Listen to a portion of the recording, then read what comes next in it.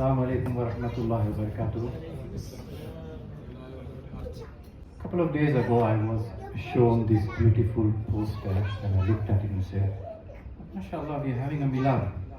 And I'm speaking in English. And I was instructed, well, this is because the young people can learn and derive, some inspiration and learn.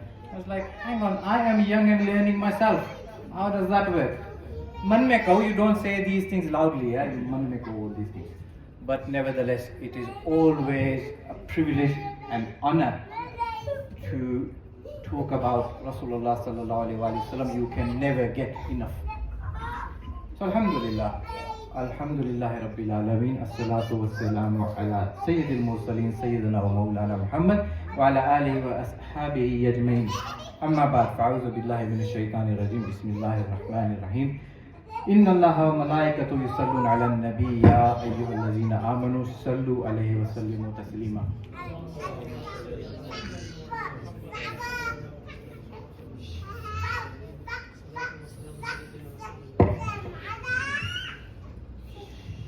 Around 600, 700 years ago was the golden period in Gujarat.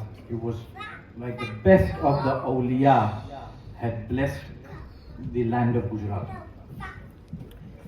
And in that era was also the reign of Sultan Ahmed Shah. Now, Sultan Ahmed Shah is a just king, a genuine scholar, and a pious wali. Now these days you don't find one of these qualities, you get three in one, so you can imagine the status. So one day Sultan Ahmed Shah tells his advisors that there is this young man full of knowledge and his fame is spreading far and wide across the region. And I would like to invite him to the court and have some intellectual and spiritual discussions with him. Because his name is Sayyid Muhammad Sirajuddin Shahi Alam. The advisors go, my king is, he's always, he doesn't mingle with people, he's always occupied with his studies and his ibadah, he won't come and see you. So Ahmed Shah goes, hang on, I have a plan, leave that with me. So he goes to see Sheikh Ganj Ahmed Maghribi, among the awliya, Kabir, big wali. But they know each other because they are both the founders of the city of Ahmedabad. So they know each other. So he goes and he says, yeah, Sheikh, I really want to invite Shahi Alam for a discussion. Can you help me? Will that work for us? He goes, my king, the boy doesn't mingle with anyone. He's with himself, his studies and his ibadah. He doesn't come out and see people. Can you not make this work for me? So, okay, I'll see what I can do. So now Ganj Ahmed goes to his best friend. He goes to see his best friend, Sayyid Burhanuddin Abdullah Qutb Alam. And he goes, Sayyidi, Ahmed Shah really wants to meet your son because Shahi Alam is the son of Qutb Alam. He really wants to meet your son. Can we not arrange something? Sheikh, the boy doesn't go out, he doesn't mingle, he's with his ibadah and his studies and all of that. But he does have a lot of love and respect for you, Ya Sheikh. So if you go and insist, he might agree. The Ganj Ahmed goes, Sayyidi, he has a lot of love and respect for you. You are his father. So if you accompany me, then I'm sure he'll accept our request. So the two go to Shahi Alam. Now he really doesn't have a choice, does he? If you've got Ganj Ahmed and you've got Qutb Alam, reluctantly he says, okay, I'll join you. So he agrees to join you. So now the three of them go to the court of Sultan Ahmed Shah. They receive a warm royal welcome. So they are there. The stage is set and the people from everywhere are there. Now on this one stage, you have got the four stalwarts, you can just imagine there is Sultan Ahmed Shah, there is Ganj Ahmed, there is Qutb Alam, and there is Shahi Alam. Now, if you imagine this scene and you don't get goosebumps, you need to read a bit more about these four. And the discussion starts. And guess what is the topic of the discussion? Sayyidina Muhammadur Rasulullah sallallahu alaihi wasallam. Because the worth of man is according to the nobility of his aspirations.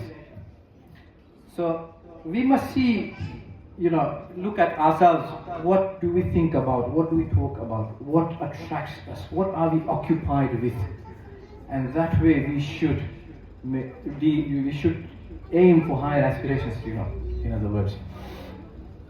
So, because they were the best of men, their aspirations were noble. They were occupied with Rasulullah. So, Sultan Ahmed Shah asks his guests. He said in the Quran, why does Allah say, Subhanallazi asra bi'abdihi? Exalted is he who took his abd, his slave, by the night. He said, why does Allah address his Habib, his Rasul, as the abd, the slave? Now that's a difficult one, So Sayyid Qutb Alam points to Sheikh Ganjam and said, please answer. Ganjam Sahib points back to Qutb and said, no, you answer. And they both can't decide, so they said, let's put the boy on the spot. Let him answer.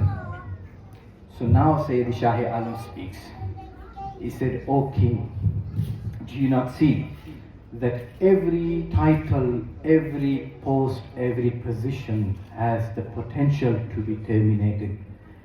It can cease to exist. But the abdiyat, the slavehood, is such a bond that is eternal with Allah, it never ends.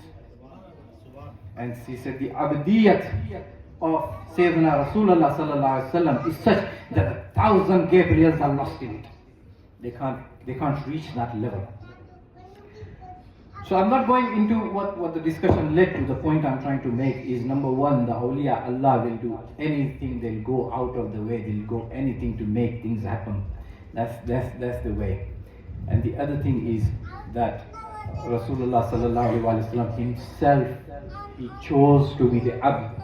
He was humble. He was given the option: would you like to be the king or would you like to be the slave prophet?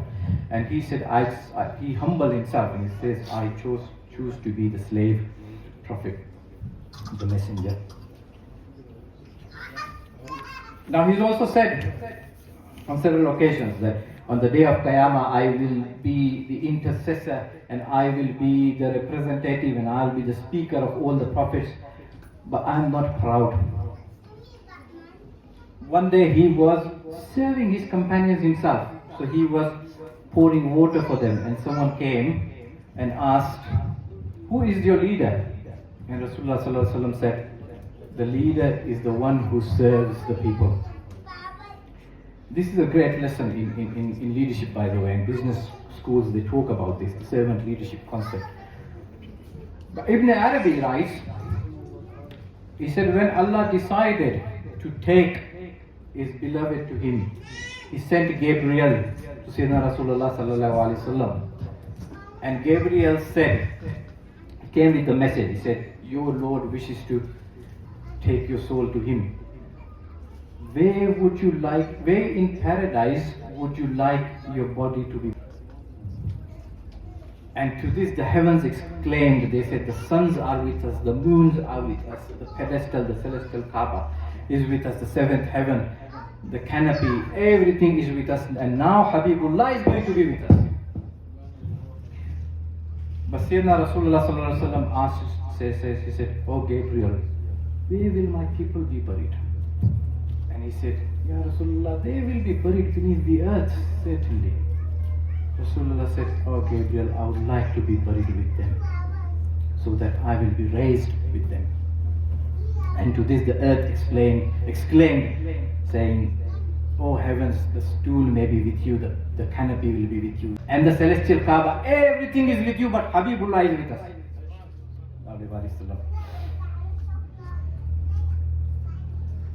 So that was his humility. He was mercy altogether. He never ever supplicated against anyone. Even he was asked, say, why don't you curse the people who have given you so much trouble? He said, I was sent as a mercy. not to curse. I'll never invoke the curse on anyone. And he was supplicated to Allah, saying that if I invoke against anyone, make it a mercy and expiation of their sins. So even if he has said to someone anything, it means well for them. It is actually mercy for them. One day a group of Jews came to Rasulullah and they greeted him as Assalamu alaikum. You know, a little bit play on the words instead of Assalamu alaikum. They said Assalamu alaikum, meaning death be upon you, Ma'azallah. And Sayyida Aisha heard that and she said, death be upon you and curse be upon you. And Rasulullah said, oh Aisha, Allah likes gentleness in everything. And she said, Ya Rasulullah, did you not hear what they said? And he said, I did, and I said, upon you too. My teacher in Sirah said, the Jews, they loved the message but hated the man. And the Quraysh, they hated the message but loved the man. And I said to my teacher, we love the message and we love the man. Alhamdulillah. Once upon a time, a Jew rabbi. Now, if you look at the Sirah, across the Sirah, there is one common theme. The nastier, the meaner you are with Rasulullah sallallahu alaihi wasallam, the nicer he is to you. So one day, a Jew rabbi called Saiyed came to test if he was actually the messenger of Allah sallallahu alaihi wasallam. So what he did was, he lent some money to Rasulullah, and he said, let's fix a date and I'll come and demand my money on that day. He said, okay, we agree.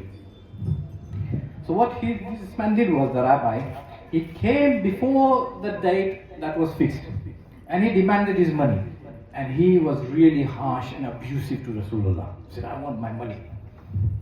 And now Omar was with him. So guess what? Omar takes no nonsense. The sword is unsheathed for Rasulullah. Signal and then chopping his head off. He goes, oh Omar, you're not chopping no one's head off. You should be reminding me and advising me that I should manage the due date, in the sense that I should be prepared to pay my debt. And he turned to Zayd and said, you should be polite in your demands. You should not demand something before the date that is fixed. So that was Ihsan in all his dealings. Now I remember what Maulana usually said, Ihsan is theoretically one third of your deen, because if you look at Hadith Jibreel, the deen is of Islam, Iman and Ihsan. So theoretically it's one third of your deen, the Ihsan is. But if you look at the seerah of Rasulullah sallallahu alaihi wasallam, for 40 years, what did he do? He preached predominantly Ihsan, and for the other 23 years as well, he did not abandon Ihsan. So one may argue that 7 by 9 of your deen is actually Ihsan. It's all about Ihsan. But what we've done is we have abandoned Ihsan at the moment, unfortunately. Rasulullah instilled Ihsan in his family and his companions. So if you look at Osman and Ali, Osman sponsored more than half of the Muslim army, and Ali shattered more than half of the enemy's army. Between these two men were enough. We really didn't need the angels, they were enough. But they were still the most humble and the most kind. And they were everything, but they were also businessmen. Between them, they were scholars, they were leaders, there were so many things, because Rasulullah built a community that was committed and hardworking. Unfortunately, the problem with the community now, with the Ummah, is that we've got this concept of Chalega Allah hai. This laid back attitude has actually destroyed the Ummah of this. If you look at the seerah, you never see Rasulullah say, he had the greatest tawakkul, but you don't see him saying, Chalega Allah. If you look at the hijrah, the question is, why did he leave Ali behind? Why did he leave Ali behind? And you may say, okay, they are made of the same noor and they are made from the same tree and they looked alike, so people thought it was Rasulullah. True, that's true. And we would say that he had to give back some trust and amana. That is also true. But the strategy was that since the day Ali was born, he was never separate from Rasulullah sallallahu alaihi wasallam. They were always together. So when the kuffar, they saw Ali, they thought Rasulullah is around. But by that time, he had migrated already. And Sayyidina Abu Bakr had fattened the camels, got the camels ready, and he had already assigned someone to wipe off the tracks. And Rasulullah doesn't go north where Medina is, he goes south and then he turns back. So the idea is he was a master strategist in that sense. You know, the difference between mediocrity and excellence is this one word, chalega, the laid back attitude that needs to go, is one of my messages today. But talking about Ihsan again and the al-Bayt and the Sahaba, I remember the story of Imam Hassan alayhi salam. A man approached Imam Hassan and started abusing him, and he was really harsh. And Imam Hassan listened to him. He didn't even interrupt him, he let him finish. So after he was done, Imam Hassan alayhi salam said, "You look like a stranger to me. Possibly you mistook us for someone else. So if you are hungry, I'll get you some food. If you need some clothes, I'll get you some clothing. If you need a shelter, I'll get you a house to live in." The man immediately apologizes and he serves his entire life, he spends his entire life in the companionship of Imam Hassan. One of the students of Imam Malik said, "I studied under Imam Malik for 20 years. And for 18 years, Imam Malik taught me adab. And for 2 years, he taught me ilm. And I wish that those 2 years were also dedicated to adab. Because that is the core." Coming back to the seerah, and I'm going to end with the Fateh Makkah, because there are lots of lessons to be learned from Fateh Makkah. When Rasulullah sallallahu alaihi wasallam entered Makkah, he humbled himself so much before Allah that his blessed forehead was touching the part of his saddle. He was like down, humbled himself, and he's entering the army to conquer Mecca, but he enters with such humility. And despite having the power and the opportunity, he not only forgives his stone-chest enemies, but he also honors them and gives them security. Because greatness does not lie in returning good with good. Greatness lies in returning evil with greater good. And that's what Rasulullah practiced. So, when he entered Mecca, he asked the people, "What do you expect from me?" And they said, "You are a noble brother, son of the noble brother." And they knew that all along. They knew he's too dignified to stoop to their level. And that's why they got away with what they did, because they knew he's not going to take revenge. So they were wild with him, because he was noble, and they knew that. And Rasulullah said, "Today you are all forgiven." And he took no revenge from them. Now there are the Tulaka who accepted Islam at that time. And some people say that the Tulaka did that because of the army's pressure. And I say that they did that because of Rasulullah's character. Because they saw how merciful can you get. How much more can a man do? We've given him all sorts of trouble. And look at him. So that melted the hardest of the hearts. And Allah knows best. So this is my thinking. Because we talk about the miracle of the Quran, but we do not talk as much about the character of Rasulullah, which is the Quran, the miraculous character of Rasulullah sallallahu alaihi wasallam. And one of my teachers said that La ilaha illallah is the dawah, the claim, and Muhammadur Rasulullah is the dalil, the argument of the claim. And just to end the talk, I would like to sum up with the following couplet. Ya Rasulullah, your mention gladdens the heart remorseful. Your character has transformed the evidently disdainful. In virtues and appearance, there is none more beautiful. You are mercy incarnate and the argument of the most merciful. May Allah forgive me for whatever mistakes I may have made and reward you for patiently listening. Jazakallah.